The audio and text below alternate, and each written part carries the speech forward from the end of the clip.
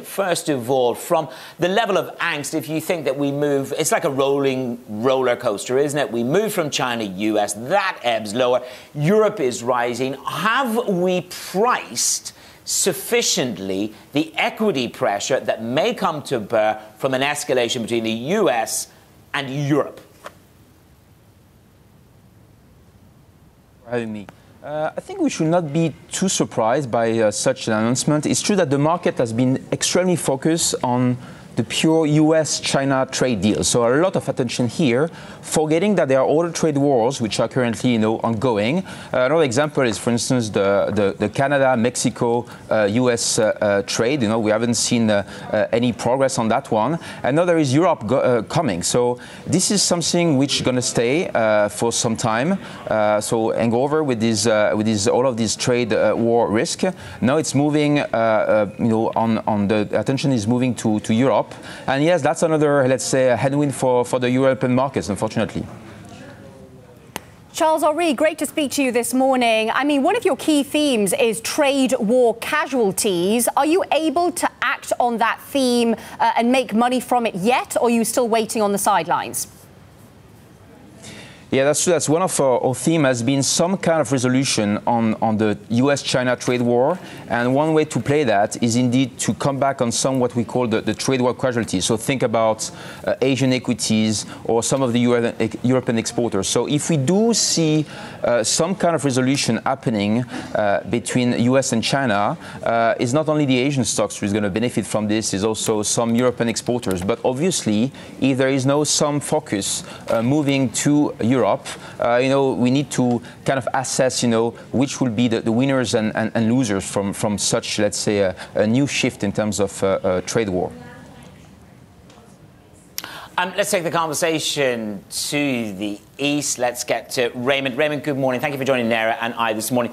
Look, one could say that this level of political and trade angst between the US and China will push the Chinese and the Europeans even more closely together because, let's face it, Europe hasn't kicked back on 5G with Huawei. So do you expect an even closer relationship to evolve?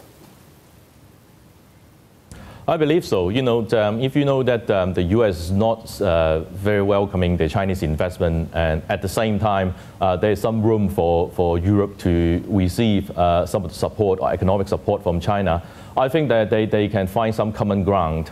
At the same time, both the China and EU need to deal with the U.S. bilateralism.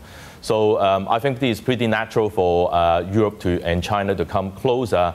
At least in certain issues, for example, climate change and WTO reform. And I think that with this EU-China summit this week, I believe that even though they may not come with a joint declaration or a closing statement, but then at least the dialogue between the two sides will bear some fruit in the near future.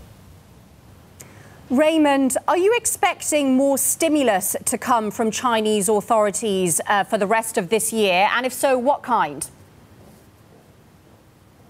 At the moment, we are still looking at further triple R cuts. The reserve requirement ratio has some room to be lower at around another 100 basis points is possible.